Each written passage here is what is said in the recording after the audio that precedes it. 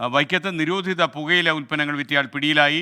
പറവന്തുരുത്ത് സ്വദേശി ഫൈസലിനെയാണ് എക്സൈസ് സംഘം പിടികൂടിയത്.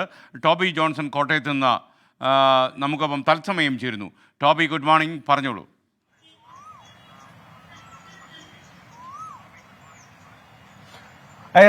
ഇന്നലെയാണ് എക്സൈസ് സംഘം ഈ പ്രതിയെ പിടികൂടിയത്.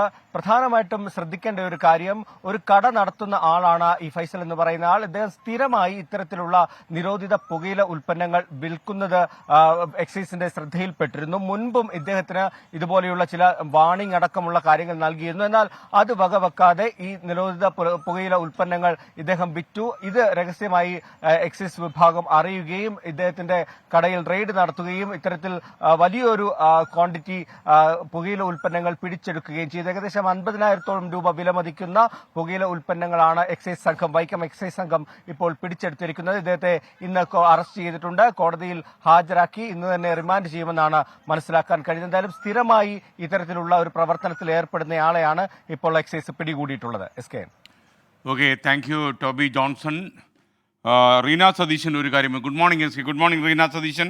ഞങ്ങൾ എന്ന കൂട്ടായ്മയിൽ നിന്ന് ഞാൻ എൻ്റെ എന്ന ഒറ്റയിലേക്ക് ചുരുങ്ങിയതാവാം മിക്ക കുടുംബത്തിൻ്റെയും പ്രശ്നമെന്നാണ് എനിക്ക് തോന്നുന്നത്. ആ ചിന്ത രണ്ട് ഭാഗത്തുമുണ്ട്.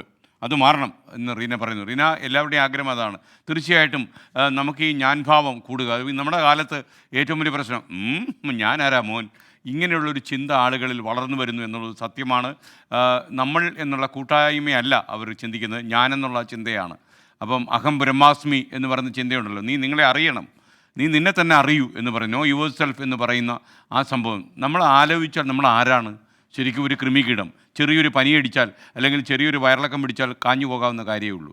ചെറിയൊരു കാലത്ത് ജീവിക്കുന്ന ഈ മണ്ണിൽ കടന്നു പോകുന്ന ഒരു സാധാരണ കഥാപാത്രം. അങ്ങനെ ആലോചിച്ചാൽ നമുക്ക് ഞാൻഭാവം തീരെ ഇല്ലാതാകും. എന്നാൽ പൂർണ്ണമായും ഞാൻഭാവം ഇല്ലാതായോ ചിലപ്പോൾ കടലിൽ ചാടി ചാകാൻ തോന്നും. കാര്യം ഒന്നിനും ആവശ്യമില്ലാതെ ജീവിക്കുക. അപ്പോൾ ചെറിയൊരു ഈഗോ വേണം, പക്ഷേ ആ ഈഗോ പരിധി കടക്കാൻ പാടില്ല.